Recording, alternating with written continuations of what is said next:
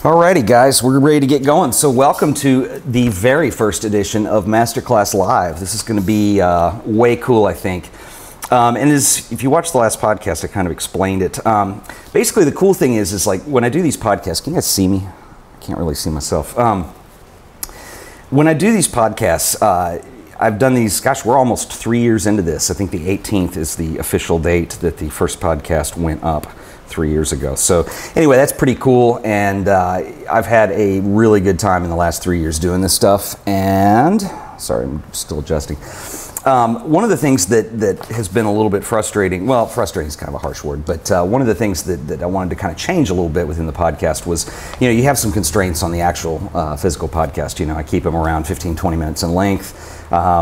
They're kind of one subject apiece. Sometimes we do series, stuff like that. But what I really would like to do, and as a teacher, I think it's more fun if we could do something. This live broadcast kind of inspired this, where what we'll do is actually have a curriculum, and we'll do multi-week lessons and really get to explore a topic in depth. And I think that's pretty cool and pretty important. And so our first class that we're going to do is going to be developing your style as a photographer. And this is something I've been wanting to do for a long time because, and not that I have mastered a personal style by any means, but one thing that is exciting to me is being able to explore this and come up with some exercises and some topics and some things we can talk about and do to kind of try to get our heads around this. And so once again, there's notes. You should see links to them on the website if you're there, and you can kind of follow along as we go along. So how this is going to run is it'll run multiple weeks. I think this first one I've either got planned as 6 or 7 weeks. I'm not sure, I can't remember. But anyway, we'll meet up same time each week. I may vary the times up because some people are in different time zones. That way our Australian and Asian friends can get a chance to watch live as well. But we'll see how that goes. But if you miss a class or can't watch it live for whatever reason, we are going to archive them and put them up. For the full duration of the class, they will all be up and all be free. And I haven't really decided what I'm going to do, mainly because these are going to go about an hour in length. And so the bandwidth will be an issue and the cost with that. So I may have a subscription service or something if you want to go watch old archives. But during the full duration of the class, every class will be live, and we'll find a way to do that. So anyway, so it's pretty exciting. So this first class is going to be developing your style as a photographer and giving kind of an introduction here. Some of the methods we're going to be using here is I really have been wanting to kind of do something that digs a little deeper than what we normally do with the podcast. And a lot of times with photography, you have more or less an environment that's set up where you have parameters and rules and guidelines to think about, and it's everything from being in focus to having the right exposure to doing something with the exposure. And this class isn't really about any of those things. This class is really about digging a lot deeper than that. And so we're going to talk about some meditation examples. We're going to talk about some very unorthodox things as far as exercises go that you'll be able to do. And I think it's really going to be fun. I'm looking forward to it quite a bit myself. And so some of these might be weird or uncomfortable, but the whole point of this is to stretch your comfort zone and actually get some results and make you better as a photographer. And I think that's really important. I don't see a lot of this kind of thing, with podcasts that exists. You've all heard me say that I think they all kind of get too much into equipment, and that's not what this is about. This is about getting results and getting better photos as a photographer. This is about getting better. This is about you guys like improving. And so that's what we're going to do. The prerequisites, because I'm not going to go over basic stuff in here, we're not going to be talking about aperture or ISO or any of those things, at least on a base level. You need to have an understanding of those. And I kind of wrote some things out on the notes because I want you to be able to read them later, and I'll kind of go through these. But anyway, this workshop, this is a workshop that takes an advanced look at a very specific area of photography. It is highly recommended that you have a grasp on the basic theoretical and mechanical concepts of photography under your belt. So obviously, you need to understand how to make an exposure using aperture, shutter speed, ISO, things like that. If you don't have a grasp on these, you'll probably still find the class beneficial, but I won't be covering those. This is more advanced than some of that will entail. You should understand different focal lengths of lenses, obviously, achieve different visual applications and how they physically affect the image. You need to understand at least a basic overview of how lighting works in both natural settings when used as artificial lighting, such as strobes or flashes. So I'm not really going to cover lighting. We're going to be taking pictures, and I'm going to give you assignments, and you're going to be doing a lot of work, and you're going to have to find those things on your own. So assuming that you're comfortable with those things, I also have just a resources section. I really didn't give you many resources, but we have 3 years of podcasts on this show, and I've covered a lot of those beginning concepts on here. in various detail. So, you know, if you go to theartofphotography.tv, you can watch all the previous episodes, or if you subscribe on iTunes, they're all there as well. Just search my name or The Art of Photography, and you'll find it under podcasts. So if you have questions on things, those are a really good resource to go to.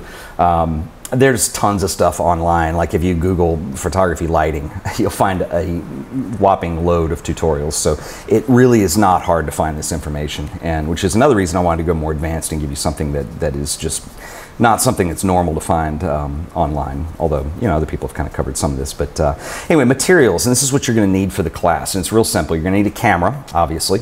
You're going to need a notebook and a pencil that you can carry with you, and this is very important. Let me show you what I use. Hang on.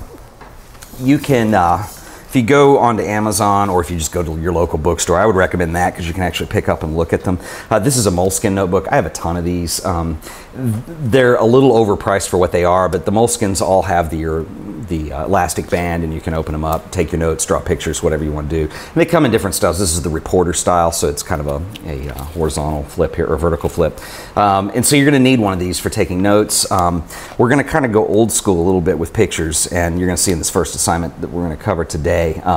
There's a lot you're going to be writing down and taking notes, and you know, as reminders for yourself. So a notebook and a pencil. Don't go overboard. Don't spend a lot of money on it. The Moleskines maybe not recommended just because they cost a little bit too much. The problem that I have with Moleskines, that I've always had with them, is that I'll buy them a lot, and because they cost a lot of money, I'm afraid to mess them up and write in them sometimes, which is kind of defeats the whole purpose of buying a notebook. For some reason, I think there's going to be a special project that I want to reserve it for, and this is your special project, so get something you feel comfortable with that you can get messy with. And also for software, I'm sure most people in here, especially if you shoot digital, have Photoshop, something like that. The one that I recommend, actually, and I'm not reading these out loud, I'll go through them, but I'm recommending Adobe Bridge. Let's go back a little bit and let's talk about the camera real quick. I jumped ahead of myself. And in the notes I said you're going to need, actually you're not going to need the camera until week 2. In fact, you have work to do before we even pick up the cameras, so wait until this happens to decide what you want to use. So if you're the kind of person who has a lot of cameras and you're real indecisive about that, just get through this first week before you decide. But we're going to narrow it down to 1 camera. So you'll need 1 camera. That's right, 1. And that means 1 lens as well. So if you've decided during the course of the workshop that you need to switch to a different lens or camera, that's fine, but don't go back. And what I'm doing with this is I'm trying to eliminate distraction. What we're doing is a lot of times cameras, because especially with modern cameras with digital functions and menus and things like that, that kind of thing is going to distract from what we're trying to do in here. And I think that's really important to understand. That you want to eliminate that distraction. This doesn't mean you're permanently going to stick to 1 camera, but what we're trying to do is improve skill so that eventually you know, you're going to make the decision of what camera to use based on what is in your mind and what you're going after visually, rather than just picking up a camera. And I think this is really cool too, because you don't need a fancy camera for this class, and I'll kind of go on here. Here comes the ambulance. I live next to a hospital too. Cameras and lenses have an impact on the image on a technical level, but that's not what we're going for here, which I just described. We are trying to develop your eye and get your personality and voice to show in the image. You will see this has nothing to do with the tool you're using. You don't need a good camera at all. In fact, a cheap camera is fine. Your talent, vision, and personality are stronger than any piece of gear could use, so no matter how expensive. So I think that's really important to understand, and don't think that you need to go out and buy, you know, the latest Canon or Nikon, most expensive thing you can find. Whatever you have will work. I would suggest, however, I'm on page 2 now, that you do use a digital camera, and the main reason for this logic is we're going to take a ton of images. In fact, this first week you're not going to be taking any images, but you're going to be doing other stuff. But once we do get in images, you're going to be taking a ton of them. And I think it's really going to be difficult if you're shooting film, and I wrote in here, unless you're used to using a light table and you want to go old school and you can read a negative. If you're not familiar with that, then I don't recommend it. Also, it could get expensive if you're getting things developed at a lab. And so I would rather that not be a hindrance here. So this is probably one of the few times I recommend not using film on something, and it's just a practical reason. That's the only reason for it. So anyway, and I also recommend you keep the camera as simple as possible. Point and shoot is ideal, actually, and you can even use your cell phone. There's nothing wrong if you got an iPhone, some kind of cool Android that has a decent camera in it. Even if it doesn't have a decent camera, that's not the point here. We're going for a visual image, not so much megapixels, quality. color tones, things like that at this point. So anyway, so at least for this first week, that's what you're going to need. And actually, all the weeks, that's what you're going to need. Notebook, I already went over. You're not going to need anything specific. I use the Moleskine. You can use whatever you want. Spiral bound is fine. You can spend $1 on one at the store if that works for you. But just make sure, I do recommend that you keep the size down. And one thing I like about this is it's small and it fits in my back pocket, or not really in my shirt pocket, but anyway. You'll want to carry it around a lot, as will the camera. You're going to carry that around a lot too. So that's why actually I recommend a point and shoot or your phone camera, mainly because you just need to have it with you. I love my Canon 5D Mark II, but it is massive and it is a beast to carry it around, and you'll find yourself leaving it on your desk a lot or something like that. So anyway, and finally the software. You're going to need a photo browser. Okay, so basically you need something that you can open up and look at your images light table style with minimal fuss. And so I actually recommend Adobe Bridge for this. It's simple and does exactly what it needs to do. I don't recommend Lightroom or Aperture. And the reason is I recommend them for general post-production, but that's what they are, the post-production tools. And for this, what we're doing is we're working on really honing in on taking a lot of photos and looking at composition and things like that. So I think it's really important if you're going to use a photo browser to stick with Adobe Bridge, something like that. You can use Lightroom, obviously, and Aperture. They both have kind of a light table mode where you can move thumbnails around. But the problem with both those applications is they do post-production as well. And so there's a lot of buttons there that are vying for your attention, and you're going to start wanting to correct levels. You're going to start wanting to change the exposure. And we're not talking about post-production. That could be another class that we do. This is getting it as right as possible coming into the camera. So I don't recommend those just because of the temptation to start editing. We're not really going to be talking about a lot of post-production in here. I'm more interested in looking at what you can capture with the camera, and so that's Adobe Bridge is just going to be easier for that because you won't have that temptation. So that's basically the outline of what we'll be doing in this class, and we're going to start getting into the nitty-gritty right now. One thing I want to point out before we get too far along into this is I actually made an error on the lesson plan here. You can see on the last page I go into part 4, which is photographic meditation. We're not doing that this week. That's next week. It's a preview. I will correct that. So if you're watching this as a pre-recorded thing, your thing may, you know. Somebody just asked in the chat room if there are any free alternatives to Adobe Bridge. Probably so. I should have researched that, and I did not. If you're on a Mac, there are ways just to use the Finder to preview images, and that's okay. Or you can use something like Preview. It's a little more kludgy. Adobe Bridge comes with everything. I don't think you actually have to pay for it, and I don't know if I think if you do the free trial on Adobe software, I think you may get to keep Bridge. Don't quote me on that, I'm not sure. But I remember at one point, at least a year or two ago, that was the case. Windows has some stuff. Actually, the Windows Live, yeah, Picasa's a good one. Actually, that is a good, Bill Cunningham mentions Picasa might fit. I would recommend Picasa. You can download that, that's free. Or if you're on a Mac, you can use iPhoto, that's fine too. But again, those have post-processing options, so just don't be tempted if that's what you're using. What we're doing is looking at images. So anyway, but I did put next week's lesson in here so you can ignore that, or if you're watching this later, I probably will have it fixed in the file that you download. So anyway, so what we're going to talk about today, the whole point of this class, the definition is developing your style as a photographer. And so what we're looking at is okay, what separates you from somebody else? Or if you look at the photographers that you're interested in, what makes them stand out? And usually it's their personality or their inner voice, their creative mind that speaks, things like that. And that's really what we're going to be looking at through all this. And what defines a style? Well, you have basically styles of photography, okay? And so, you know, we're going to kind of cover those in a second. But when you think about it, really, as human beings, we're all different. Everybody's born different. Everybody has their own set of experiences and accomplishments and disappointments that they deal with in their lives that affect and shape their personality. And so right off the bat, I think the first thing you need to realize is that you are already an individual. And that is probably about 75% of the battle here. The rest of it is trying to figure out how to take that inner voice or take that personality and have that come through in your images. And this is a lifelong process. This is something I don't feel like I'm got a total grip on yet. I feel like I'm better than I used to be at it, but I don't think it's ever over with. And it's just something that you could spend a lifetime doing. And I think most of the great photographers in the world would agree with that. In fact, I think they all would. It's really something you're constantly doing. And I think with creative work, no matter what that is, whether you're a photographer, whether you're an artist, whether you like to draw, whether you like to code applications for the computer, you know, whatever you're doing that has a creative side to it, I think that's the process that draws us in over that lifetime. And if it weren't a challenge and there weren't something to strive for, I think we'd all get pretty bored at it. You know, if I could go out and shoot exactly the photos that I want to take all the time, what would be the point? I think it would lose a little bit of its allure to do that. So, you know, first thing to realize is that you're already an individual, and what the challenge here is, as I said, is to try to get that personality to come through with the camera, and it's hard to do. It takes a long time. When we talk about styles of photography, there's your personal style, and this is the hard part about this class, is that if you look at just photography history as a whole, there are a lot of styles of photography that exist.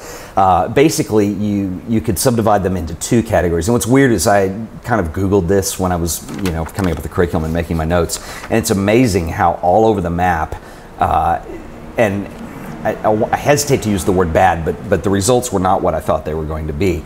And mainly because people like to personally subdivide things, which I think is okay.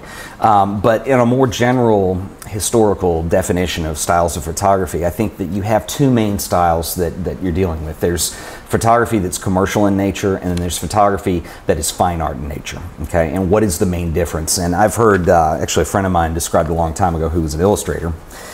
He did both fine art and commercial illustration, and he mentioned that, you know, the difference between illustration and art is in illustration, you know what you're going to get paid to do the job and you go do it, and in fine art you have to go do the work first and then figure out what it's worth later. And so that's kind of a funny but broad definition of it. But within those you have sub definitions of what styles are. So within commercial photography you have things like product photography. You have you could have landscape, but it's probably going to deal more under the umbrella of architectural photography. If you listen to the photography show, the audio podcast that I do, Wade is really good at that kind of thing, who's my co-host on there. He's awesome at architectural photography for commercial application. He gets a lot of clients doing that. And that's, I'm not going to say his whole style is that, but it's definitely you know, an element of his style and something that he excels in. So that's kind of a sub-style of commercial photography. There's also photojournalism, and photojournalism kind of falls under both categories, but because there are people that do kind of a photojournalistic style as fine art. There's also paparazzi photography that, you know, has kind of reared its head in the last 40 years or so, you know, to varying degrees. So anyway, photojournalism is a little bit different because you're not out just capturing a landscape or a building or a product. You're out trying to tell a story. And so it's very different than a commercial application such as, you know, shooting tabletop product stuff. You know, it's just going to be completely different. And people, I think really good photographers can be good at several of these things. I think the best photographers have something that they obviously enjoy and prefer and excel in, particularly when you get into the fine art category. And fine art could be anything. I mean, you have people like Ansel Adams who did commercial work as well, but a lot of his fine art stuff were the beautiful landscapes he did. You have people who do abstracts. You have people who do portrait photography. Portrait is one of the subsections that could be either commercial or fine art, depending on what your approach is to it. But you know, these are all styles of photography, and where do you fit in with all that? If you're younger or just starting out, don't feel like you have to decide that immediately. I think the best option is if you're kind of a beginner and you've only been doing this a couple of years or so, is actually to not define yourself as something. I would get out and shoot as much as you can and let those opinions start to shape. Sometimes it can have the opposite effect. They have a more practical definition to them because, especially with street photography, that's something that I think a lot of people, you know, see Henri Cartier-Bresson images or Frank Capra images or something like that, and they want to be a street photographer, and they go out and they realize that they're not really comfortable shooting strangers in public. That's a really hard skill to get down. Or maybe people want to go into shooting portrait photography, but you're not the kind of personality who develops a rapport with the client or the person being photographed. And that can kind of shape your direction. You know, maybe that's not for you, therefore something else becomes more enjoyable. So if you're just starting out, I would explore as much as possible. If you've been doing this a while, you probably already have started to explore some avenues. And I think maybe it's good to push yourself into some things that you're not as comfortable with. I try to do that from time to time too. I certainly have things that I shoot, but I really haven't fallen into something that I feel is my thing. And again, that's part of the carrot that keeps you moving over the years. And so anyway, so Talking about styles of photography. Now, what we're going to do is I want to go back for the next couple bullet points, and we're going to scale back. And this may seem really elementary, but I think it's important to, at least at the beginning of this class, is to define some parameters, definitions of what photography is. So anyway, one thing we have is what is a photograph? And I think this is really important, even though it seems pretty basic. But a photograph, and this is my definition, is a representation of an idea that is created using light-sensitive materials. Okay, so a photograph in the traditional sense is a visual recording of a scene, but could also be manipulated scenes that can be reconstructed into a final image. So we've seen a lot of this. I think in the pre-digital era, there were photographers, or are photographers like Jerry Uselman, guys like that did a lot of photo manipulation in the darkroom. And obviously now, with Photoshop being such a common tool that people use, I think this boundary gets pushed even further. And obviously there are some issues that you might have with where is that line. You know, when is it no longer a photo and it's a Photoshop composition? And I'm really not going to define that in this class. Obviously, I think there's a line, but to some degree, especially with commercial work, you will get into post-production that's pretty heavy in photo manipulation. So it is a part of photography, and so I've gone ahead and listed it as that. You can do things in the camera that, I mean, the whole thing is if you're just capturing what you see, that's not really photography, that's documentation. And my personal definition is anybody can do that. Any of my friends, anybody who picks up a camera can do that. You can document a scene, especially now where everything on the camera is automatic. But what defines this as visual art is going to be something different. So there is a degree of manipulation, whether it's in camera or post-production. And we'll get into this as we go. What is visual art? And this is a really important definition because this is something that we're dealing with here. But visual art is the organization of visual elements in empty space to form a composition. Okay, let's stop there, and I want to think about this one line. Visual art is the organization of two things: visual elements and empty space. That's the key to form a composition.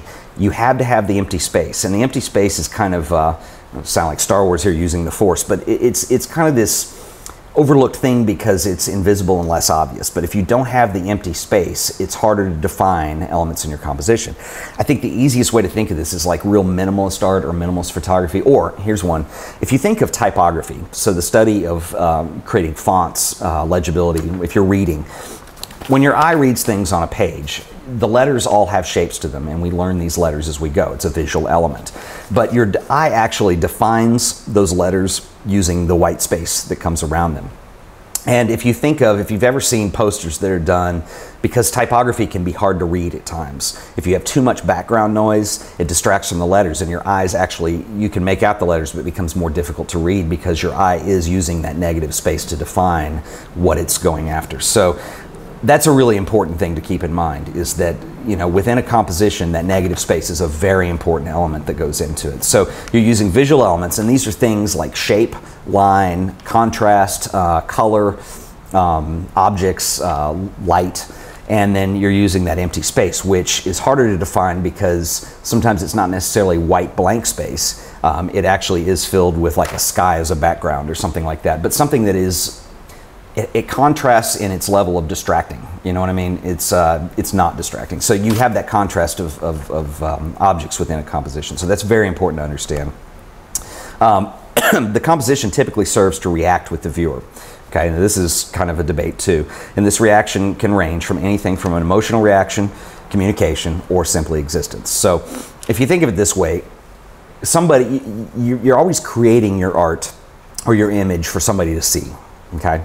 That could be argued. Sometimes people do create stuff and they don't want people to see it, but maybe that art is for them as an artist. But if there's no reason to look at it later, then why would we try to make it? So you can think of it that way. And so this reaction that you're getting from whatever audience this is, whether it's just yourself or whether it's other people, whether it's other artists, whatever, there's some kind of reaction that you're trying to get out of that, okay? And so that could be with highly conceptual stuff, which we're going to talk about in a minute. That could be, you know, changing the way people think about something. It could be trying to communicate an idea. It could be trying to get a reaction. You could be trying to irritate somebody or get them emotionally involved, make them happy, sad, upset. There's a lot of art, especially within advertising, I think in the last 10 to 20 years, that has tried to spark, some kind of emotional reaction like that to make people think, especially political ads, things like that. And so, that's certainly a function. And then there also is the function too of just being able to, make something that's aesthetically pleasing, that's beautiful to look at. And I think the best stuff is kind of an amalgamation of these things, and we're going to get into that in a minute. Real quick, I want to define the process of a photograph, and I think especially people who are newer to this and never really experienced photography when it was film and all of this analog nature, and it's digital, to really keep this in mind. But traditionally, a photograph is a two-dimensional representation of a three-dimensional space, and I think that's important too, because though you can shoot video in 3D and you can shoot photos in 3D, the bulk of what we're dealing with here is this two-dimensional representation, so a print on paper or on the screen of a three-dimensional space. Photography is really easy to deal with this in, because we have things like contrast, we have lighting, we have depth of field. Most of that already exists in the scene, so recreating a three-dimensional space isn't as problematic, but I think it's a good thing to remember to get your head around that that's what you are in fact doing. Anyway, this two-dimensional representation was created originally by a process using light and chemical reactions as opposed to drawing by hand. And in the 21st century, we've seen substitutions of electronic components and machines that become alternatives to the chemical process, but it's all still the same. You have something that's light sensitive, it records what it's seeing visually through a lens or pinhole or something that's shaping that light, and records it. So this could either be a chemical process that you would need to treat, or it could be traditionally using silver gelatin and other materials, or it could be digital. And it's all the same, it's just kind of a different way of recording it. Okay, I want to talk about aesthetic versus concept, okay? A lot of times art can fall under one of two categories or parts of both, and I think that's where the strong stuff comes from. And if you think of something that's aesthetic, that means it's something that is visually pleasing on some level. It's something that's nice to look at, or I think more specifically, it's a way of shooting, it's a way of composing that creates interest within that composition. And in some of the older podcasts that we've done, we've talked about things like rule of thirds. We've talked about, we've touched on contrast, things like that, things that you can make your composition more interesting. For instance, if you want to draw emphasis to something that's in the frame, you put it near the edge, and that makes a stronger statement because it's kind of contrasting with with what your eye wants to see or your brain wants to see is pleasingly centered. So disturbing that kind of symmetry. There are things like that, and those are aesthetic concepts. I think lighting can be an aesthetic concept. And then there's conceptual, which is completely different. Rather than dealing with an aesthetic, you're trying to tell a story or make a point or draw some kind of reaction. And you see photographers or even artists that fall sometimes really strongly on one end. If you think of like a continuum, so you have the aesthetic interest over on one side and you have your conceptual interest over on the other. Usually people fall somewhere on that continuum somewhere. And so you might see things that, like, Robert Frank is a photographer that I talked about a couple of years ago on the podcast, and he's one of my favorites. And if you look at his grand thesis of photography, or his big project was called The Americans. And The Americans is extremely unique and cool and interesting, but he's not a rule of thirds guy. He's not a perfect exposure, do it all in the darkroom zone system kind of guy. It's really kind of a raw take. But with The Americans, he was documenting I guess the view of the United States through his eyes in the 50s as he traveled across the country. And some of the images are a little bit disturbing. Some of them are, kind of sad in nature, but they all make you think. And I think this is more on the conceptual end of the continuum. And it has a lot of merit and value to it, even though it's not as visually beautiful as somebody like Ansel Adams, who really didn't have a whole lot of the conceptual thing to his work, but dealt more of the aesthetic components. There's no right or wrong. There's no one's better than the other. Personally, I feel like the stronger work that is best conveying your own personality shining through is somewhere in the middle of that continuum. And so I guess what I'm trying to say is, if you're somebody who's been heavily on the conceptual end, try to start thinking about the aesthetic. Or I think most people start out on the aesthetic end, because before you learn how to really communicate these things, that's the more natural path to go down. But start thinking more in conceptual terms, like, is there something you can say with the image? Is there something you can visually represent? A lot of people refer to this as storytelling, and what is the story that you're trying to capture there? And sometimes a story, I'll say too, if you're shooting still life, or if you're shooting stationary objects or landscape, that story isn't going to be, you know, the beginning, middle, end kind of traditional story, but there may be something you're trying to say with it. And maybe that's some kind of, if you're doing a landscape, maybe there's an environmental concern that you want to capture within the photograph. And so that would affect the way you compose it and the way you shoot it and what's being said to the viewer. These are just examples. But anyway, that's something to think about. Important photographers. Now, I think because I have a big music background, if you haven't heard before, I started out as a guitar player, and I went to college and majored in composition, and I really wanted to do film scoring at one point in my life. And even as a photographer, it was kind of a second thing, but that was going to be my occupational thing. And the music business is pretty brutal and did not work out. So anyway, long story short, I'm doing photography. And I'm just starting to do some music again. But what's interesting is, having come from a photography background and other photographers that I know that are musicians, this is kind of a weird thing, because with music, you're kind of trained as an early age to pick people that you like and be influenced, and you kind of have these mentors or idols that you look up to, people that you really want to try and emulate as a guitar player or a violinist or whatever it is, or as a singer. You have your heroes. And I've found that with photography, generally speaking, maybe a little less so with visual art, people don't do this as much. And I think it's a really important part of learning. And you're not setting out necessarily to copy somebody, but you want to be influenced. And I'll get into that in a second. But it's really important to have an understanding of photography literature and to know who the key photographers are. I'm not going to go through all these, because I think that falls under the prerequisite heading, and there are a ton of places that you can find this stuff. I recommend just finding a good photography history book at a used bookstore. That's enough. And find out what some key photographs have been over the years. Photography is not that old in the grand scheme of things, and so there's really kind of a narrow window of history that you're looking at. But I think it's important to understand those. I think it's important to understand visual art, especially stuff that came before photography, and where all that came from. So, knowing who Edward Steichen is, and knowing who Ansel Adams is, and knowing who even contemporaries like Ani Leibovitz or Dan Winters or somebody like that, knowing who these people are. I think that's really important to understand. Understand the different styles, the different backgrounds, the important images, why they're important, why they're famous, that kind of thing. And finding your heroes is the next subject. And I think this is really, really, really important. And if you don't have people you look up to, and I'm not talking about friends of yours on Flickr or Google Plus or something like that. There are obviously an enormous amount of talented people in those places. But I'm talking about people who generally, this is a sidetrack, I would like to see some key contemporary photographers do more social media, like Google Plus, Facebook, things like that, just to have a voice in that. But I found that kind of traditionally that hadn't happened. I think there's a generation of people that are going to be very good, that are really involved in social networks. But I would not limit yourself just to what you see within social media. I would really recommend starting to buy books, starting a collection, even if you're doing stuff like finding people on the internet, just famous artists, and keeping a notebook and printing images out to refer to, and really finding what you like and what you like to see. And there's kind of there's two things that I want to talk about along this term, and there's kind of two schools you can kind of fall under as far as being inspired or being influenced by an artist. And I'll probably show some visual examples here, but I have some of my favorite photographers. And again, this is aesthetic versus conceptual again, but there's people like, if you're familiar with the work of Tom Burrell, and let me show you his stuff. He was, one of his big jobs, this is his book, it's just called Tom Burrell. And Tom does these wonderful things. He shoots a lot of pinhole, a lot of collodion process, and he is just simply a beautiful photographer. Stuff like these tulips, this is a very famous image of his. I don't know if this is showing up really well. And Tom Burrell is a big hero of mine. He's not one of the most famous photographers in the world, but he certainly is one of my favorites.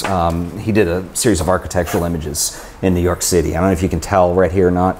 This is the Chrysler building in the background, shot from an empty office space. But the use of light, the use of contrast, the black and white tones that he gets, the subject matter.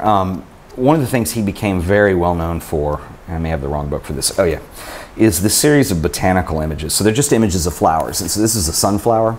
And I think one of the things that influences me the most about Burrell's work is that he didn't just shoot it as a flower. He kind of takes a lot of influence from somebody like Carl Blossfeldt, probably to a dangerous level, but really trying to capture the essence of something that's common and everyday, but in a different and new visual representation. So this is a dying sunflower. It's upside down. It's wilting. It's shot from behind. These are not what you are used to seeing as traditional images, even though he uses traditional process like collodion wet plate. Here's another one where 3 sunflowers shot from the backside. And so, you know, obviously he's somebody that I feel like in a bad way, I've become dangerous in copying a lot. And I don't mean that as an arrogant thing or an egotistical thing, because I feel like some of my still life work looks like second-rate Tom Burrell. And that's something that I've tried to curb in recent years. But I think that's okay, especially when you're starting out, to find people to aesthetically try to copy their work, because you're going to learn a lot doing that. I think it's unacceptable once you get past a certain part in your career, and this is what I'm kind of bringing on myself, but I think it's kind of unacceptable at that point to start making a career or a name for yourself copying somebody else's work. But I think in the early stages, in the beginning, I think it's a great place to start. So I hope that makes sense. It's not too much of a yin and yang. But that's really important. It's really important to find people that you enjoy their work and that speak to you. And you know, that's really important. But I think on the other end of things, there are photographers such as if you guys have seen some of the recent art photography episodes, I did a whole episode on Hiroshi Sugimoto. And that's somebody that I'm very influenced by and very inspired by. And it's different because my work doesn't look like that at all. I don't go for the same kinds of things aesthetically at this point that Hiroshi goes for. But it's more his conceptual thinking. It's more kind of how he shoots an image. Like, for instance, Ansel Adams is another one. I don't really do a lot of landscape photography at all, but I'm very inspired and very influenced by Ansel Adams. I love his work. I've got a ton of Ansel books over there. If there's an Ansel show in town, I'll go see it. Because I'm inspired by that. I don't shoot anything that's anywhere in the ballpark of what he does. I don't do a lot of landscapes in black and white. But what I am influenced by is his sense of composition, his attention to detail, his dying aspiration to have the perfect black and white image when he's done, finding ways to manipulate, to bring out tones, to bring out contrast, just this obsessive thinking about how the image should be represented. And I think that is, just for me, mind-blowing. And so there's two things. There's copying versus finding your own voice. And I think it's good to find people you're interested in. Maybe aesthetically their work isn't your interest, but there's something else there that you are influenced and inspired by. And I think that's really important. I'll show some more work in a minute. I'm going to keep going, and maybe when we do in the Q&A, I'll show some other people that I'm very inspired by. The last thing is an ego check, and I know this has been a lot in this episode, but I started out by saying, you're already an individual. And if we're, the class subject here is developing your style as a photographer, to understand that you already are there. You're an individual. You don't think like me. I don't think like you. I don't think like my heroes. And so already I'm different, I'm unique, I stand out, and so are you. It's just a matter of finding that. And I think it's really important to start believing that. A lot of times, especially when you're starting out, it's real easy to see the results of your own work and get a little bit shy about it and come down on yourself about it. And maybe it's not exactly what you want to be looking for. I'm kind of particularly high-strung, and I tend to beat myself up over it. And I think it's important to keep your ego in check. You want to stop doing that, and you want to start really believing in yourself and believing that, yes, you can do it, because I don't think you can do it unless you believe it. And I think it's real important right off the bat to understand that you're already unique, you're already an individual, and you're going to get that to shine through on this stuff. But be very careful, because what you don't want to do is develop a sense of arrogance around that. It's one thing to be proud of the work that you do and to show off your images, and it's another thing to kind of take that too far. And we've all known people who have come under that category. And just keeping the ego in check is all. Don't beat yourself up, but just keep it in check is all I'm saying. In fact, it's really hard, because you can't beat yourself up over it if you're going to get results. This has to be, obviously a priority here. Okay, so what we're going to get into here, and then I'll take some question and answer, is our first assignment, which is photographic memory. And I want to kind of describe where this is coming from a little bit. And the first bullet point on here is, I wish I had my camera. And we've all had a situation where maybe you're driving down the road, or maybe you're out on a walk, or maybe you're on your way to work, and you see something that captures your eye and you don't have your camera. And you think, wow, that'd make a great picture. I mean, we've all done it. I do it all the time. And it's interesting, because I've also, there's kind of this belief that, well, you should always have a camera with you to capture those moments, and there's nothing wrong with that. I agree with that. You probably should. But what I think in developing our own voice is, I think a really important part is to not use a camera this first week and really learn how to tap into that voice of, I wish I had my camera with me, okay? And what we're going to need for this is we're going to be talking about keeping a journal. And most important, we're talking about learning how to see. And Ansel Adams, I'll go through the assignment in a second, but Ansel Adams had a technique that he referred to a lot that was called pre-visualization. And for him, he was dealing with zone system, and his work was all black and white. In the end, he didn't shoot a lot of color. He's known for his black and white landscapes. And they had these really rich tones to them, and sometimes he created these real dramatic moods using contrast that may not have been present in the initial scene that he was looking at the landscape. But the whole pre-visualization is learning how to see what you're photographing, get that in your mind, and learn how to pre-visualize what that final print is going to look like. And it's a real challenge, and it's something that I think a lot of photographers don't, or even people who take pictures, don't consider. You pick up the camera, you set it to auto, you go, or you start messing around with the settings to experiment. And there's nothing wrong with experimentation, but what you want to do is learn how to get that pre-visualization to see what that final image you're going for is.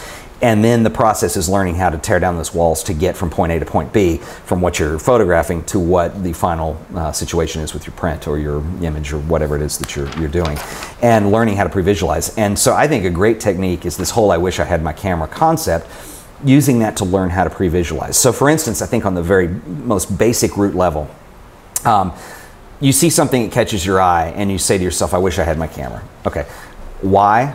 And what would you shoot, and what would it look like? And starting to think about that and get it in your mind. I think a lot of times for me, like, I'm really sensitive to how clouds and light look, particularly before and after a rainstorm, because they can do some really beautiful things. I live in a part of the country that is very hot and doesn't rain a lot, in Texas. And so when we do get these things, they're a big dramatic contrast to what I see on a day-to-day basis, and I think that's probably a lot why they catch my eye. And so I think it's really important not just to say, wow, that's really cool, I wish I had my camera, but what is it that's interesting about it? And getting that in my mind's eye. Now, what you don't want to think about, and I'll get into this with the assignment in a minute, is practicality, like, oh, well, I have to have my camera now because that would never come back. Don't think about that yet. What we're thinking about is we're trying to develop that creative muscle in our mind that knows what it wants, okay? Later, if you're doing a real photo shoot, so either you're shooting fine art or you've got a client or you're shooting something for commercial reasons, or you have deadlines and things and you got to get out there and do it, then you can start peeling those layers away and dealing with, okay, this is too expensive to do this way, I can't have this, or this light isn't gonna, I'll be waiting for it too long. You start to deal with those practicalities later, but it's more important to not think of those in the beginning. You want something that you're going for, kind of this gestalt, as they say in Germany. But this gestalt of the grand work, what the perfect work would look like, and that's what we're going for here. So, the second document I have, which is the assignment for the first week, and I am going to be doing these along with you. And what we may do, there's no photograph that comes out of this in the end, but once we get to where we are photographing things, maybe we can put them in the Flickr group or something and we can kind of talk about them as we go. If you don't have time to participate with these, that's okay. You can do these later. Most of these exercises or these assignments are kind of written not as a one-time thing, but something when you feel like you need to go improve on some creative aspects in your life, you can kind of revisit. And some of these are based on things that I've had for years and I still revisit to this day. But anyway, this is first assignment and it's called "I Wish I Had My Camera." And mainly, I've already said most of this, but we've all had moments where something catches our eye, etc. But this is how our brain works. Thoughts are, okay, here's the deal though. You realize you don't have your camera with you, or maybe you're in a hurry and you don't have time to fiddle with the camera on your iPhone, but chances are the moment will go away and you won't remember it later. It's gone. That's how your brain works. When I did a lot of music composition, sometimes you get an idea, and a lot of times those ideas, and this happens with photography too, you get an idea for a portrait shoot that you want to do or something like that. Usually those come at weird times, and the two times they come to me are when I'm in the shower or when I'm about to go to sleep at night. And your brain is working on a different level in those two situations. I'm not going to start to go into the technical aspects because I'll get most of it wrong, and there are a lot of books on it, but there's a reason why your brain does that. And at night, it's starting to relax, you're starting to not think as detailed as maybe other times of the day. And so thoughts come to you at that point. The shower's kind of the same kind of thing. I just got up in the morning, I'm relaxed, I haven't been stressed out yet in the day, and so ideas will come. Strangely enough, those are the two places, though, that you're not around to record these ideas, or it's kind of a hassle to do, or you don't have a pen and paper, or you don't have a camera, something like that. And chances are, within sometimes even a couple minutes, you forget these things. A lot of great songwriters talk about that. If they don't remember it, write it down, record it, something, they'll lose it. And so that's what we're really getting strong with doing is, let's say we don't have our camera, how do we find a way to record that, and how do we find a way to think about that, okay? And so what we're going to do is create some of these moments and learn how to make the most of them. And then I go on to talk about Ansel Adams and the pre-visualization technique, which I won't go through again. But anyway, here's the important part. I'm on the fourth paragraph here. You will not use a camera in this week's assignment. You will leave it at home. Seriously, forget it. We are learning how to see, and this is really, really important. At this phase, the camera is nothing but a complete, total distraction. In other words, you're trying to figure a way to take the image, and I don't want to do that. We're going to just concentrate on thinking about it right now. And we want to learn how to see and how to think. We want to get better at thinking through all the possibilities. This technique is much like developing your physical muscles. It is cumulative, though. The more you do it and the better you get at it, it becomes easier. So if you think of an athlete, somebody plays professional basketball or football or something like that, you train for these things. If you think of the Rocky movies, he was a boxer, and you'd see these long scenes of intense training. And this is the kind of thing you do when you're training to do something specific. I've found that if I'm not doing this, it becomes really hard to do because it's kind of like a muscle, it atrophies. You've got to keep it in shape and you've got to keep it going. Okay, so what is the assignment and what will you do? Okay, so what you're going to do is this week you're going to choose 3 visual locations. Okay, these can be outdoors or indoors in a public place, and you could also use something as everyday and mundane as your kitchen or your bathroom or your bedroom or something. I just need you to pick a situation. So if you feel like you don't have time to go out, you just need 30 minutes to set aside, and you need to sit somewhere.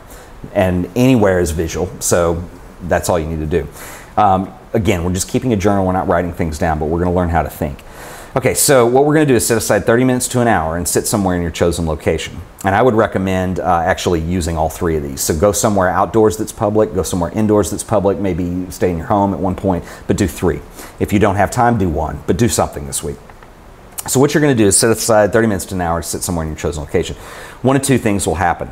You will either think that nothing is interesting to make a photograph of, which is very likely, or something will catch your interest immediately. And this is why we left the camera at home, because neither of these is what you want. Okay, so what we're going to do is use the notebook you've assigned for the class. You're going to write down your gut reactions. This is your first reaction. So this means if there's nothing here, great, say why. It's too busy, it's too common, maybe you're in a tourist area or something like that, it's been photographed to death, or maybe you're in your house and you think, well, there's nothing here to shoot because it's all my stuff and I've seen it all before. But write that down, figure out why. Or if your gut reaction is, wow, there's the most beautiful thing over there that I want to capture, or there's something that's really interesting over here, or I have an object in my living room that would really make a nice subject for still lives, I have some flowers or something, write that down. That's your gut reaction, so it's either positive or negative, but write it down. And talk about why. Ask yourself what is happening in your current setting. Then what we're going to do is dig a little deeper. Is there a story or narrative you can tell? Maybe, maybe not. Is there something in the scene that represents your surroundings more than something else? Is there something that you see that you hadn't noticed that you might find interesting? Now, if you sit there for at least 30 minutes, you're going to start to notice things that you didn't notice before. Maybe there's small details. Maybe it's something that just for whatever reason you hadn't looked at that should have been obvious. But you're going to find these, and that's why we want the time to sit there and look at them. Okay, so is there a way to make this interesting? Do you need to move your vantage point? Do you need to sit on the other side of the room? Do you need to move on the other side of the park? Do you need to move? Is the scene better from one side or from another side or angle? Anyone can document a setting, but we're looking to do something unexpected and unique. And remember that. That's really, really important. Highlight that if you printed this out. Anyone can document a setting. All you need is a camera. But what we're looking to do is do something that's unexpected and unique. Okay, this is hard and it takes time, and I will be very honest with you. It's not, sometimes it's weird. You'll be sitting there going, what the heck am I doing here? I don't have a camera. This doesn't have anything to do with photography. It's ridiculous. Stay there and think it through. And write things in the notebook.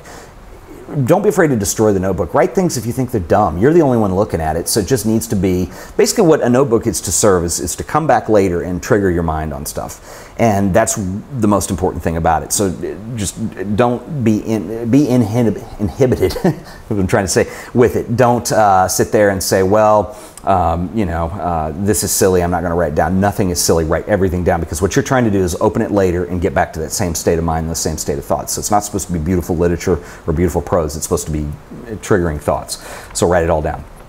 Anyway, so this is hard and takes time. That's why you need to set some time aside and think about it. So don't do it if you've got to be somewhere and you're stressing out. Like if you're in school and you got a test in 30 minutes, it's not a good time to do it. Do when you really have 30 minutes to an hour to sit there and really think about it. And maybe some time afterwards where you can go to dinner and maybe it changes your mind or thoughts or something like that. Make sure you set aside the time to do it. Okay, after you work at becoming aware of your surroundings, you can begin to think about how you would make a picture here. The most obvious is to use a wide angle view and just document the location. The less obvious would be to use objects in the location that maybe you haven't noticed before, and even less obvious than that is how an object or objects relate to their surroundings. Okay, for instance, how do you get this recorded as a photograph? What are the obvious angles, conditions? What are less obvious? Does the entire mood shift depending on the time of the day or the weather? So let's say you're in a park and you're looking around, how would this be documented? Would it look different if it were cloudy or rainy or if it were at night? There's no right or wrong answer. In fact, I think you should be pushing yourself to think about maybe there's something that's the right answer that I didn't think of before. That's the whole point of this exercise. So if you're, for instance, like let's say you're downtown and there's a lot of buildings and you're thinking, okay, this is really interesting. This would be really interesting at night. Or this would be really interesting if it were bad weather and it were raining and people were wearing raincoats with umbrellas. You can get really neat shots doing that. And I think a lot of this was inspired like when I was writing it out, because I see people make comments to me via email, Flickr group, where they're talking about, well, we've had a lot of this on Holga projects. That's where a lot of this comes from, where people are like, well, this is terrible weather here, it's raining, it's not a good time to go out and shoot. Well, I'll be honest with you, I'd rather shoot in gloomy weather like that because I think it's more interesting as far as the heavy contrast than it is to go out when there's bright sunlight. I think that's harder for me, but not everybody feels that way. So what I'm trying to do is push you guys to think differently. Accept rainy weather, go out and enjoy it. So anyway, there's no right or wrong answers here. The right answer is you responding and thinking about the photograph, okay? We're not actually making this photograph, you're just trying to think it through and you're trying to visualize it in your head. You're trying to see it before you even, well, we won't ever take it, but you're gonna see it. So all right, now here's another thing I forgot to put up. Use your framing templates to start experimenting. I'll talk about this in a second. Actually, let's talk about it now. I did not get a chance when I was making all this stuff. I ran out of time, and I will put these up. So if you're watching this after it's been recorded, I will have these on the links there. But I'm going to create some framing templates, and I didn't even make one for myself. But what this is here, you guys saw this on the darkroom episode. This is actually a negative carrier that goes in the enlarger. So you put your negative in there, you sandwich it together, and the light projects through here, and then you make your print underneath. But what we're going to do, this is not for printing, but I'm going to use this, and you don't have to have a negative carrier. In fact, I wouldn't walk out in public with this. People think you're nuts. I would make one of these, and I will put some templates up for you to use to just cut out. But this is a 35 millimeter, ratio here. You could do a square, you could do 4x5, whatever you want to do.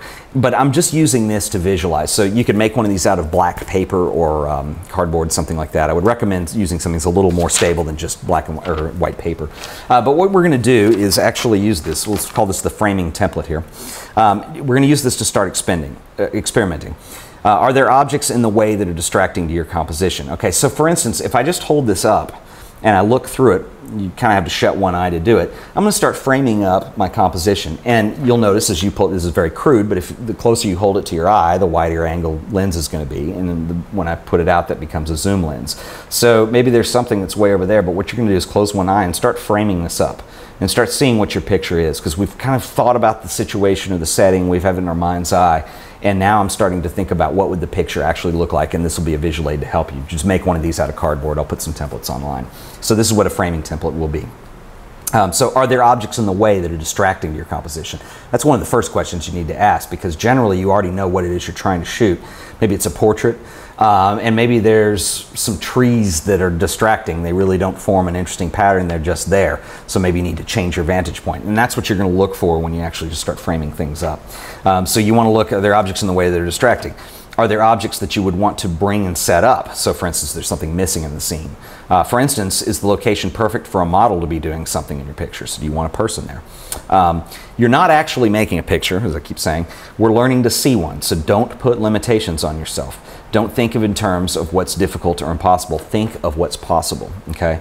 Make as many notes as you can in your journal. Write things down and describe what you're thinking. No one but you will see this, so it can be as random, weird, honest, emotional, or strange as you make it. Don't worry about it. At this point, you're communicating only to yourself. You're recording so you can recall this pre-visualization in your mind later. So what I want you to do is write down words. You can draw pictures, start sketching out the composition. Nobody's going to see it, so it doesn't matter if you can't draw or not. I draw stick figures really well, so take advantage of that. You're just trying to get something to show the key elements. In fact, you don't want to be a really good artist at this point. You just want to get sketched out what's important, like maybe there's two objects and where are they in juxtaposition with one another? Are they close to the edge of the frame? Are they more in the middle? Are you using rule of thirds? What is it that you're going for? What looks the best? And you're going to learn that by moving this around and experimenting. If you could do this with a camera, but if you have a camera, you got buttons to start pushing, so don't do it with a camera. Because the whole point is to really get this pre-visualization thing done. So most importantly, enjoy this. Learn how to see photographs that you want to make. Later on, we're going to figure out whether they're possible or practical. That's a separate skill and not one to worry about at this stage. So for instance, maybe the park you're sitting in would look better shot from a helicopter, and that's okay. It's better to make that decision and figure out one day how to do it than it is to learn to think in limitations, and this is so important. A couple years ago, I just showed you some of Tom Burrell's work, and long story of how it came across, but I did a phone interview with him one time, and my God, I was on cloud nine. Here's one of my ultimate heroes, and I'm getting to ask him questions that I came up with over the telephone. And so I was interviewing him, and he did a series of images that are particularly interesting to me. They're pinhole images that were done at a place called Jones Beach that's on Long Island, somewhere up in New York. And they're just absolutely surreal and beautiful and kind of blurry, but still some sharpness to them. And I was asking how those were created. And I didn't ask, well, that's the question I asked, and the answer I got was to a question I should have asked. But anyway, what I asked him was, I said, well, those are interesting. And they were pinhole images. He said there were actually people on the beach that day. So he used a, I think it was an orange filter over the pinhole. And there were two reasons. One, to get more contrast, and two, to knock it down a couple stops so the shutter speed would be longer. So they were about a 20-second, 30-second exposure.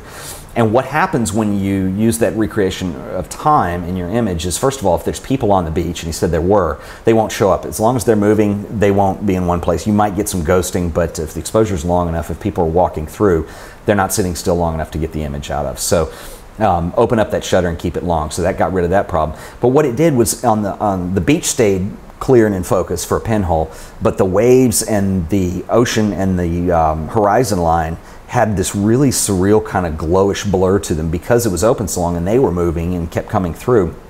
That was the effect that came in with the overall picture. And so that's what I was asking about. And he mentioned that it took him 5 trips or so out to Jones Beach to get the images he wanted. And it kind of blew my mind because I thought, wow, here's a guy who really had an image in his head that he was trying at all costs to get. And that's what I want you guys to start thinking about, because that's where your personality is going to come out. You've got an image in your head that you're looking to get. And you don't get it right the first time. You don't get it right the second time. I know people who have had images, I've had it happen, where there's something you're interested in shooting, there's an image, and sometimes it takes years to get that image finally captured. I have a few in my mind I haven't gotten yet. And so, for instance, I mentioned kind of comically using an aerial image out of a helicopter, and I'm serious with that. If you really think that there's a cool shot of what you're looking at that would require something expensive like renting a helicopter, that's fine. We're not making these images right now, but I want you to get you used to thinking in those terms, because if you don't, that'll never be a goal that you shoot for. So if I immediately dismiss renting a helicopter because it's expensive or improbable, it'll never get done. I can't afford a helicopter today. I can't afford one tomorrow. I probably won't be able to afford one next year, but who knows, 10 years from now, the situation could arise, and I'm thinking, I know the perfect shot for this, and you never know how that happens. So learning how to think in those terms. When you are at a point where, like I said before, if you're doing commercial work, something of that nature, and you have a deadline associated with it, or you have images you need to get done and get shipped, maybe you have a show if you're a fine artist, or you have a gallery that wants work, the helicopter may not be realistic to do in that case. And if that's the image you're going for, you might find another way to do it. Maybe there's a crane, maybe there's a building you can actually shoot from and get close. And that's when you start thinking about what's practical and what's not. But if you train yourself to never find anything practical, then you're never going to push that envelope. And that's what I want you to learn how to do with this exercise, is to really start pushing that envelope. It's really important, and I think probably one of the most important things about photography. So that is the first assignment. That is the lesson. I'm not going to go through part 4. If you're coming in late, I actually put next week's bullet points in there. Sorry about that. If you're watching this after the fact, I may have had it fixed in your show notes, so don't worry about it. And next week we're going to move on. We're going to start with the camera and do some things there. But try and do the assignment this week. Have fun with it. If you don't have a lot of time, I know we all get busy. I certainly am real busy this time of year. Try and do just, rather than 3 different scenes, just do 1. But learn how to think in those terms. And the most important thing is don't do it when you're in a hurry. Really try to set aside 30 minutes to an hour to do this. Make sure you've got some kind of, I'm calling it a framing template, and I'll put these online. You can make these out of just dark paper or something, and learn how to visually compose what's the scene. And another important thing is change your vantage point, because it's real easy to just sit there and dial in a zoom and okay, it looks good from here. Was that a nice composition, or would it look better if I sat over there, or would it better if I got closer or with a wider angle? Those are things you want to start exploring. And why? What's in the picture? What sits near the edge? What's in the middle? What falls on the rule of thirds? Those kinds of things I want you to start thinking about. What speaks to you? Can you tell a story? Is there something that is less obvious? Here's another thing, is think, how would your heroes do this? So let's say there's a photographer that you really like the work of. What would they do in that position? How would they shoot it? Sometimes you're not so much looking to copy people, but you are looking to think outside of your current comfort zone. So anyway, I will look in the chat room now and see if there's any questions, and we'll go a little while longer. I'm not going to go too much longer because the folks recording it, we've been about an hour. So if you guys have any questions you want to shoot me or anything, I am totally happy to look at it. I need a little water because I've been talking for an hour and I'm worn out. Hang on. So yeah, so that's the deal. And next week we're going to get into shooting and some other cool stuff. But I got no questions. I'll show you some more work if you want. Let me show you a couple other guys that I like. If you got questions, pop them up in the chat room. I showed you Burrell's work. Here's a guy I'm very inspired by, who's a very standard guy you've probably heard of. This is a wonderful retrospective of Henri Cartier-Bresson. And oh, the photographer spelled his last name. It's spelled Burrell, B-A-R-I-L, Tom Burrell. And it's on the spine here. You see that? Tom Burrell. And it's pronounced Burrell. In fact, I used to call him Tom Burrell, and I remember when I did the interview with him, I called him on the phone. His wife answered, says, Tom Burrell there, or Tom Burrell there? And she goes, yes, Mr. Burrell is here. And I was like, okay. Yeah, so it's pronounced Burrell, but it's B-A-R-I-L. You can use your hands for framing templates if you don't have one. I would make them though, because part of the cool thing, let me show you on this, is this black area around it really blocks out things, and it's just easy to frame up better. You could use your hands, there's nothing wrong with that. I recommend a framing template personally, but I see people using their hands. Generally you want to do that if you don't have a template with you, but there's nothing wrong with that. But anyway, Cartier-Bresson, this is one of his famous images. You got to know who this guy is. This is some people having lunch in Paris, I think. It's on the banks of the Marne in France. Anyway, Henri Cartier-Bresson was a street photographer, or kind of became known as that. I covered him. If you go watch the podcast I did on Rule of Thirds, I showed a lot of images from this book. This is such a beautiful image and one of my favorites. It's not one of his more famous images, but these boys down here that are looking at a sculpture in a museum, I assume. And you have this triangle effect here. You have this visual point of the statue up here looking down. This one's looking at the boys and they're looking back. So you kind of have this three-way triangle effect in the composition. These are probably hard to see on streaming video, but that's kind of what we're going for. Anyway, some great stuff. This Bresson, he's, as far as photography lit goes, you need to know who he is. He's one of the big famous photographers. And I think if you don't know who he is, you need to know who he is. Some of these I've shown in podcasts before, and I won't belabor you with them again. Carl Blossfeldt, who does the botanical portraits. I did a whole episode on Carl Blossfeldt. And so that's an important one. Another one, this is a book that I got recently, and I'm going to do a podcast talking about his work. But this is a Russian photographer named Alexei Titarenko, and this is some really interesting stuff. He's not very old. He's a younger guy. I think he's 50 or so. And he has done these images that he does. This is probably going to be real hard to see on the video. But this is basically a street scene where he left the shutter open for a long period of time, and you see these people walking through it, and these ghosting on the images, which is amazing. And there's a lot of cool scenes like that. So I think a lot of times, like I think a common thread that you can see here is people going upstairs. You kind of see that. Sorry, I'm using the monitor up there to see where the light's reflecting. Anyway, I'll do a whole podcast on him. I think he's brilliant. But this whole representation, like, you know, when you have, it looks like smoke coming down these stairs, the people walking. But I think much like Sugimoto's work, who's, you know, I obviously, or Sugimoto is how you pronounce it, who I covered in a couple podcasts ago, you have this element of time, this thread that goes through, and it's this dimension of time that you're seeing. And so I think that's a really important thing. Like, that's something that you can be influenced by, which is just going to shape your thinking and not so much copying what you're doing. So Ted, you mentioned you have ideas, pictures you've taken. Do you keep a record of that or write it down? Not all the time, and I should, and I'm telling you to, and I'm going to try and get better at it. Generally speaking, yes, I do have some that are just burned in my mind that I want to get one day.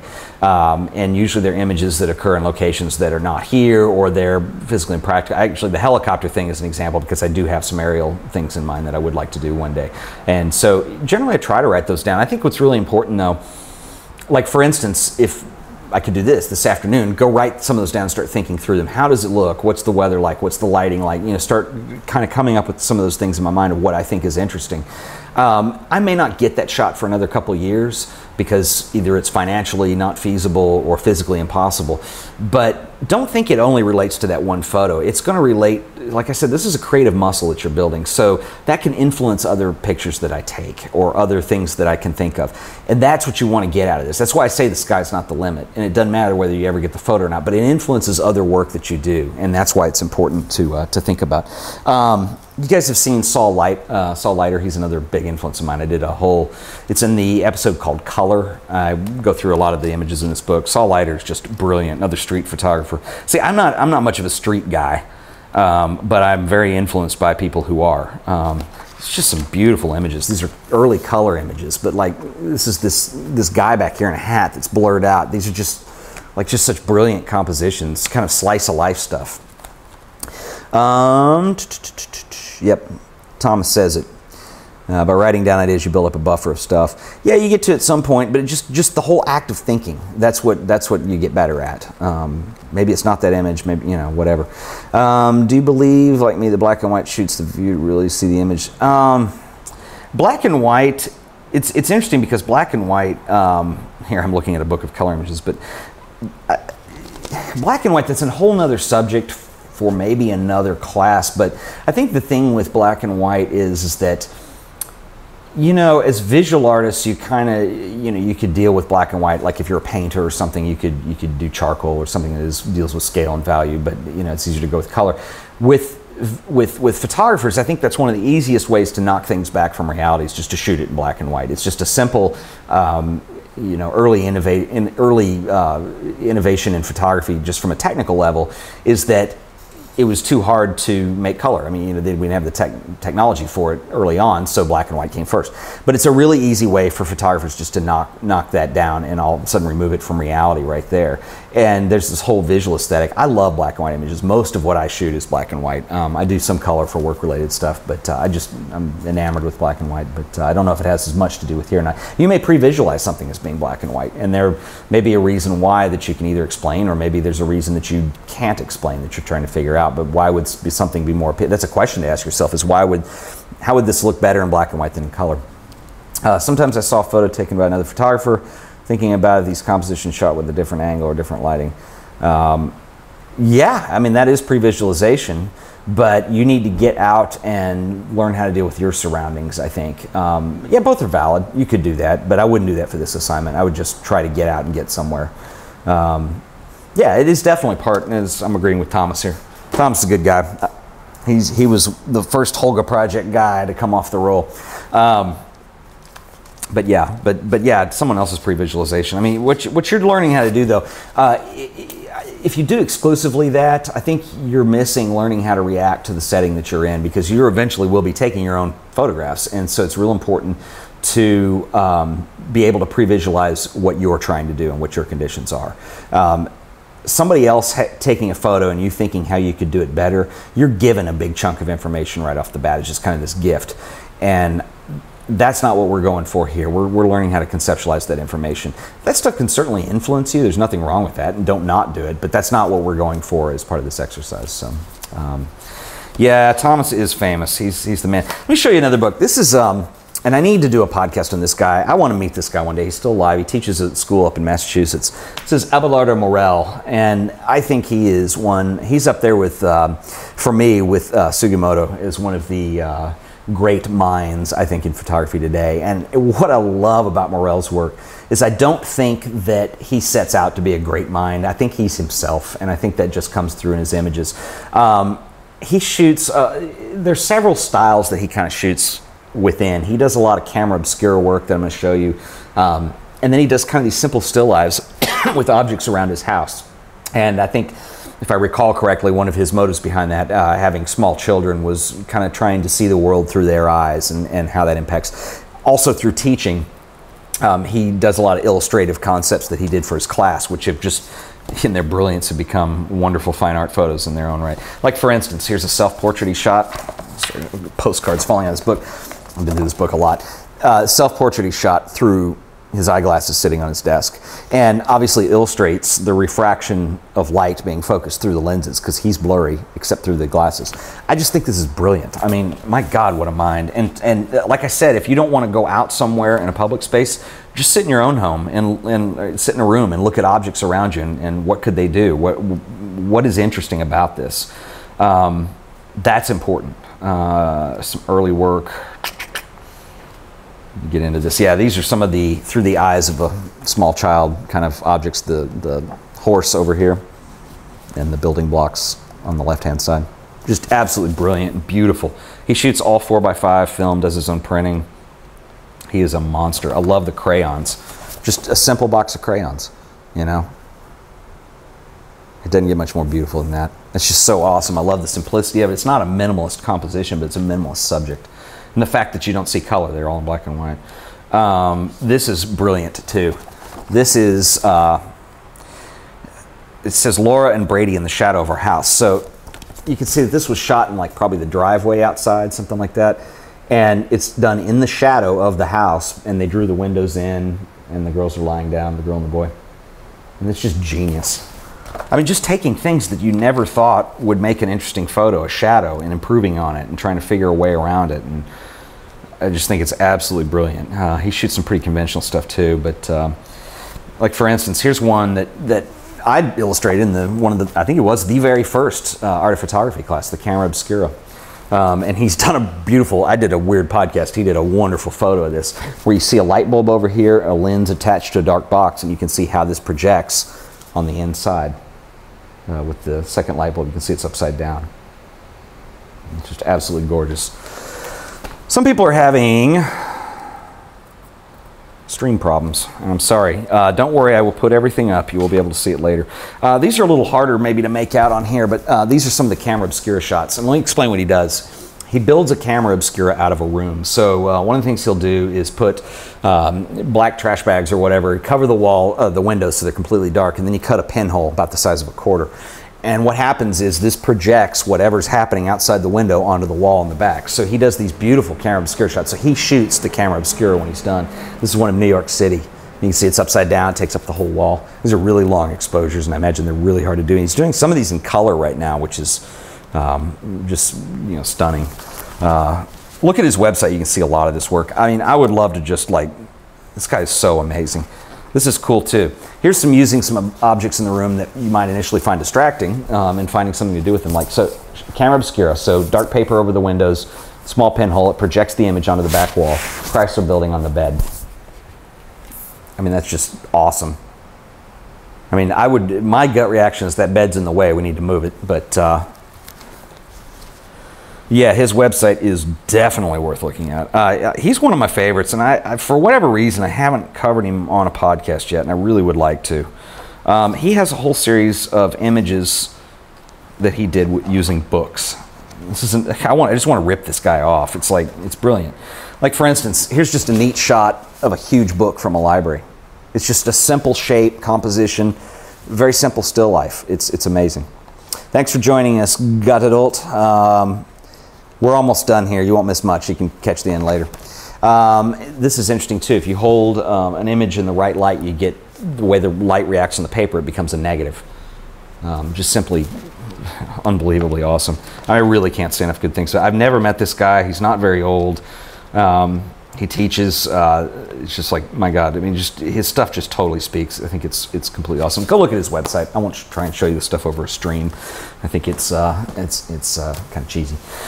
Anyway, guys, I think we're going to go ahead and shut it down now. We've been an hour, and I'm going to put all this up later, so I don't want to have more video than I know what to do with. So thank you so much for stopping by and watching. I don't know how many people we've got in the chat room now, but it says 50. That's quite a few. Good stuff. Any other last questions? All right. If you have questions, save them for next time. Maybe we'll do a little Q&A before we actually start the show, and you guys can ask them away then. We'll meet you next week. So what you're supposed to do this week is do the assignment. What we're learning to do is think about the photo. We're not taking anything yet. And what I bet will happen, this is what I wager, is that when we get to the next assignment where you are going to be taking pictures and using your camera, your approach is going to be completely different, and that's really what I want you to do. So if you can help it, don't take any photos this week. Just do this assignment. Just learn how to think, learn how to see. Think about this all the time. That's the important thing. So thank you guys so much. I've had a great time. Thanks for the questions. Thanks for tuning in, and we're going to do this again next week. So I'll have a podcast live in the next couple days. We're going to do one on some Holga tutorials, which I think is going to be cool. And so we'll see you on the flip side there. So anyway, thanks everybody for watching. I'll see you next time.